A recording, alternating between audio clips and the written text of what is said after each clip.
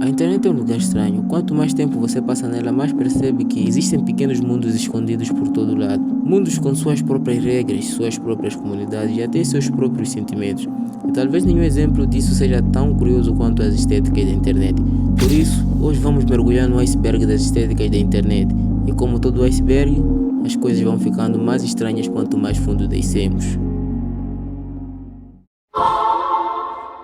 Se você usou o computador nos anos 2000, provavelmente você já viu essa estética sem saber o nome dela.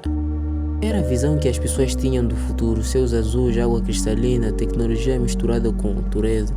Naquela época muita gente acreditava que o avanço tecnológico tornaria o mundo mais bonito, mais limpo e mais conectado. Era um futuro otimista, um futuro que, olhando para trás, nunca chegou exatamente da forma como imaginávamos. Talvez seja por isso que tanta gente sente nostalgia quando vê essas imagens hoje. Ela representa um futuro que prometia muito, mas entregou pouco.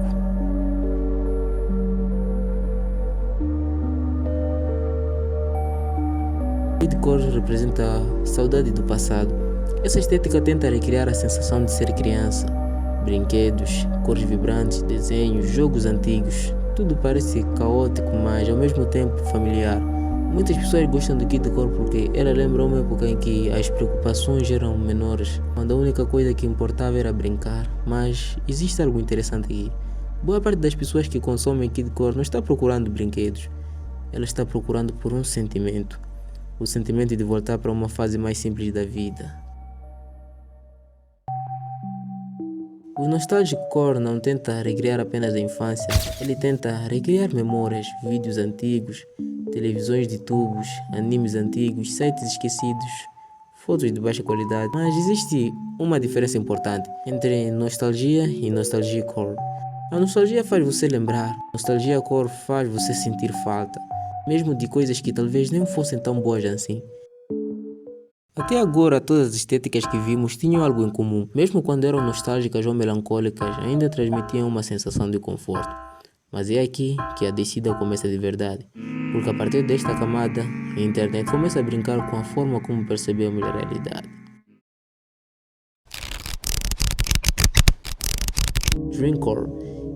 Imagine que estás num sonho, não num pesadelo, mas também não é um sonho agradável. Apenas um sonho. Um lugar onde tudo parece normal à primeira vista, mas alguma coisa está errada. Talvez uma estrada que nunca termina, uma porta no meio do nada, ou um céu com cores impossíveis.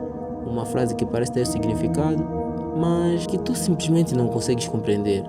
Essa é a sensação do Dreamcore, uma estética construída para te fazer sentir como se estivesses preso entre o real e o imaginário. O mais interessante é que muitas imagens de Dreamcore não tentam assustar. Elas apenas criam aquela sensação estranha de que algo não está certo. E talvez seja justamente isso que as torna tão desconfortáveis. O Dreamcore parece um sonho, o Widecore parece um sonho que começou a dar errado. Aqui as imagens tornam-se muito caóticas. Olhos surgem em lugares aleatórios, corredores parecem dobrar-se sobre si mesmos.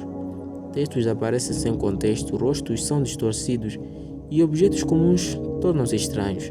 Muitas vezes, olhar para uma imagem widecore é como tentar lembrar de algo que nunca aconteceu. Tu sentes que existe um significado escondido, mas nunca consegues alcançá-lo completamente. É como se a imagem estivesse a esconder alguma coisa de ti, e quanto mais olhas, mais confusa ela parece. E então chegamos a uma das estéticas mais famosas da internet, as liminal spaces. Provavelmente já viste alguma imagem deste tipo, uma escola vazia, um shopping abandonado ou um corredor infinito. O estranho é que essas imagens não costumam mostrar monstros, não costumam mostrar sangue, não mostram perigo. Mesmo assim conseguem deixar muitas pessoas desconfortáveis, porque elas exploram um medo muito específico. O medo de estar num lugar onde deverias encontrar pessoas, mas não há ninguém. É como chegar a uma escola e perceber que todos desaparecem, ou entrar num shopping e descobrir que estás completamente sozinho. As liminal spaces criam a sensação de um mundo que continua existindo, mas alguma coisa aconteceu e tu foste deixado para trás.